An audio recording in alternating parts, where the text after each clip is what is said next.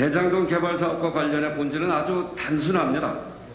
민간이 과도한 특혜를 제공한 주범은 국민의힘과 그의 관련자들입니다. 공영 개발을 무산시킨 사람들이 바로 범인이지요. 본래 완전 공공 개발을 시도했습니다만 이명박 박근혜 정부 아래 한나라당이 과반을 차지한 성남시의회 사보타주로 번번이 막혔습니다.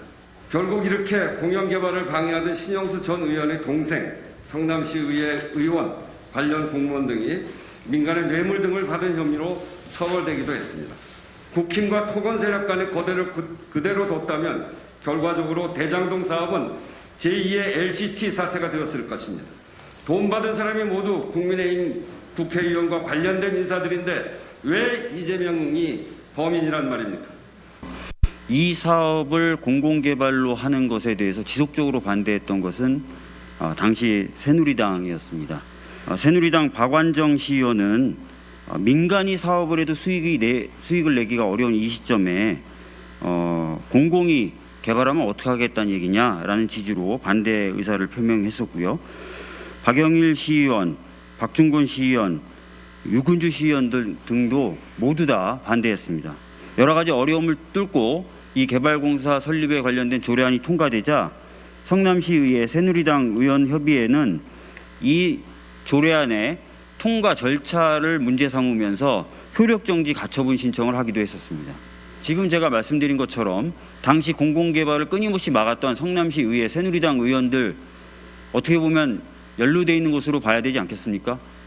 공공이 좀 더 많은 이익을 가져가려고 했던 것을 막았던 사람들, 바로 그 사람들이 배임의 주인공입니다. 공공의 이익을 위해서 끊임없이 노력했던 사람을 범인이라고 할 수는 없을 것입니다. 대장동의 공공개발을 막아 민간 토건 세력에게 막대한 개발 이익을 주려고 했던 것은 바로 국민의힘입니다. 그리고 국민의힘과 토건 세력의 민간 개발을 저지하고 시민을 위한 공영 개발을 위해 최선을 다한 사람이 바로 이재명 후보입니다. 새누리당 박모 시의원은 대장동 개발은 원래 민영 개발이 원칙이었습니다. 민영 개발 회사가 이익이 얼마 남든 소외가 나든 개발 허가를 해 주셔야 된다고 생각합니다라고 민영 개발을 촉구합니다. 사업이 추진되는 과정에서 대장동 개발 뇌물수수에 대한 성남시 의원 수사가 진행되었고 2014년 7월 수원지검은 부동산 개발업자와 이모 씨, 전직 토공본부장 등을 구속 기소했으며 2015년 개발업자들과 함께 민간 개발을 추진했던 신영수 국회의원 동생은 결국 실형을 받게 됩니다. 그리고 오늘 2021년 지금 화천대유가 돈을 줬다고 하는 명단에 성남시의 의장, 성남시 의원이 들어갔습니다. 이에 대해서도 검찰과 경찰은 즉각 수사를 해야 할 것입니다.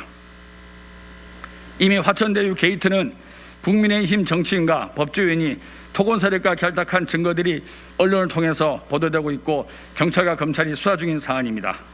검찰과 경찰은 이러한 화천대유 게이트에 얽혀 있는 국민의힘 게이트를 철저하게 규명해야 합니다.